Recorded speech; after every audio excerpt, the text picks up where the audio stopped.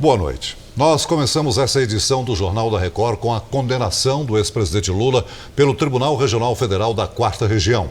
A decisão foi unânime, 3-0. Os desembargadores da 8ª turma do tribunal aumentaram para 12 anos e 1 mês de prisão a pena do ex-presidente. Você acompanha agora o que aconteceu nas mais de 9 horas de julgamento.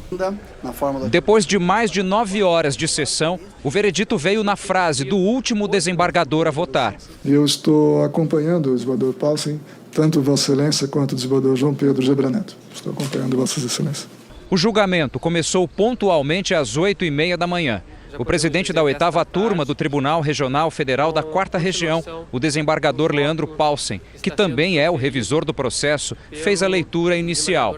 O procurador da República, Maurício Gerum, criticou a associação do julgamento de Lula a uma perseguição política. Chamou de truculenta a ação dos defensores do ex-presidente. O processo judicial não é um processo parlamentar. A técnica que caracteriza a decisão judicial é incompatível com a pressão popular. A truculência dessa tropa de choque no processo judicial está muito próxima de configurar o crime de coação no curso do processo. E resumiu a convicção do Ministério Público. A impressão produzida em nós, por todas essas razões, é com segurança a certeza. Lamentavelmente, Lula se corrompeu. O assistente de acusação do Ministério Público Federal, que representa a Petrobras, disse que a empresa foi tomada por uma organização criminosa. Não há dúvida, o processo demonstrou que a Petrobras foi vítima de uma refinada organização criminosa. E assim ocorreu com outras empresas do nosso país também. Empresa da administração direta, administração indireta. E foi, como diz o juiz Sérgio Moro, uma organização sofisticada e profissional. Os advogados de defesa falaram em seguida. O primeiro foi o de Paulo Okamoto, presidente do Instituto Lula. Depois, o defensor de Lula, Cristiano Zanin, que pediu sem sucesso a nulidade do processo. O que se tem aqui é um processo nulo, que gerou uma sentença nula. E também um processo em que não foi feita a prova da culpa, mas sim a prova da inocência, que pede-se que seja reconhecida por uma questão de justiça, para que não se deixe a história fazer esta justiça. Peço a vossas excelências que sejam acolhidos os pedidos formulados ao final das razões recursais. Depois da fala dos advogados de defesa, que durou cerca de meia hora, chega um dos momentos mais esperados do julgamento. É quando os 3 desembargadores do Tribunal Regional Federal da 4ª Região apresentam seus votos, começando pelo relator, João Pedro Gebraneto.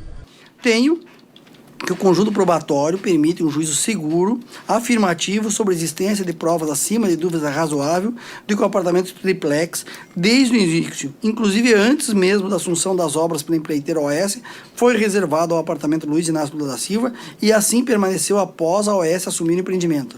Ainda também a prova acima de dúvida razoável que as reformas, compra da cozinha e utensílios foram feitas em favor do ex-presidente em customização feita a pedido e consoante projeto aprovado por este e por sua esposa. O revisor do processo, o desembargador Leandro Paulsen, acompanhou integralmente o voto do relator. Nós temos uma lavagem de dinheiro das mais simples possíveis, né? A lavagem de dinheiro, como diz o desembargador Gebran, tal como se fosse o uso de um laranja, não é? Em que simplesmente se mantém no nome de outrem aquilo que é da sua própria titularidade. O desembargador Victor Laus foi o último a votar. Fez uma longa explicação sobre o papel do tribunal no julgamento dos recursos antes de entrar nas questões do processo e disse que depois de analisar as provas e os depoimentos, chegou à convicção da culpa do ex-presidente Lula. E do que nós temos ao longo do processo é que essas provas se tornaram absolutamente verossímeis. Ou seja, expostas à crítica que fez a defesa, as provas resistiram.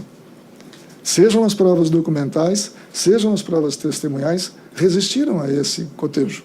Permitem que se forme um convencimento com base nelas. Todos eles foram unânimes em manter a condenação de Lula por corrupção passiva e lavagem de dinheiro. E unânimes também em aumentar a pena de 9 anos e meio, definida em primeira instância pelo juiz Sérgio Moro, para 12 anos e 1 mês de prisão. A decisão do tribunal deve ser publicada na próxima semana. A defesa ainda tem alguns recursos, os embargos de declaração. Eles servem apenas para esclarecer pontos da decisão e não têm poder de mudar a sentença.